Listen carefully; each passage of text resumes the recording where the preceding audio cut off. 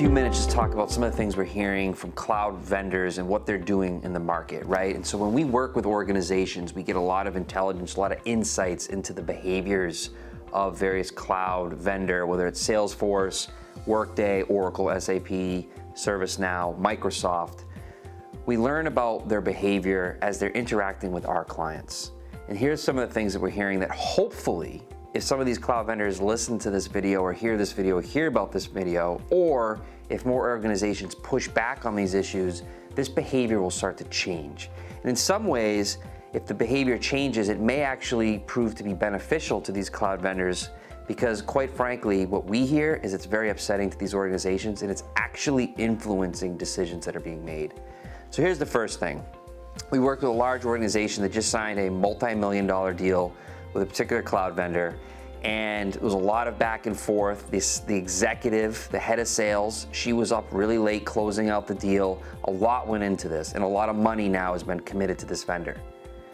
We followed up with her a few weeks later, and quite frankly, the first thing she said was, "Can you believe we have not even received a thank you? An email, a message, nothing."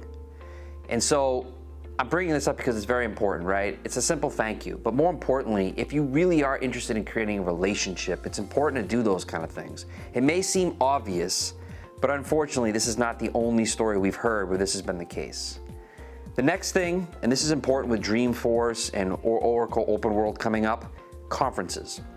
They always want you to go to these conferences, they get really excited, but it's really about getting you to do something for them, right? Hey, let's meet for coffee, let's meet for a drink, and usually there's, oh, here's a prospect I'd like you to talk to. The problem is, why aren't these cloud vendor sales reps reaching out proactively and saying, hey, here's an agenda that I think is gonna help you and your organization get more out of the functionality, the solutions you've already adopted, right? Not trying to sell something to you, not trying to get you into the Lightning platform or Einstein if you're going to Dreamforce session because they want you to upgrade into it. It's about using the conference to actually get value for stuff you've already paid for. The other thing we're hearing, and it's somewhat tied to what I've just mentioned before about the email. We have actually seen follow-up emails that say things like this. Hey, just wanted to let you know, exciting news, I got promoted.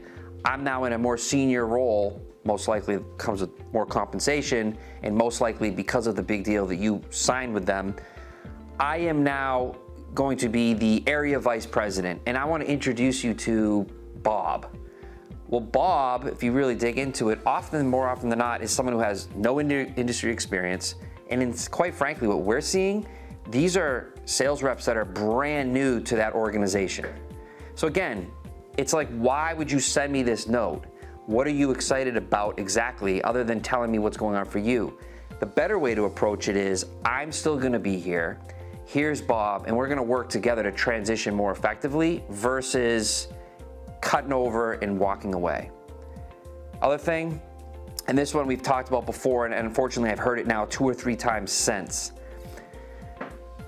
There's this idea that if you sign up with a cloud subscription, right, there's going to be a renewal. The problem is these sales reps are starting to really understand and push really hard back on this. If you can't come to agreement on what we want, and you can't do it within the time frame that we're trying to work with, the lights will go out.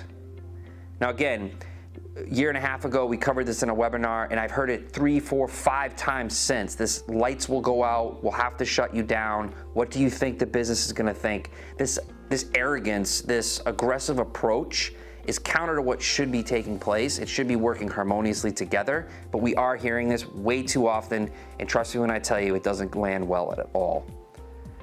The next area, it's around expansion, right? A lot of these cloud vendors are being very direct.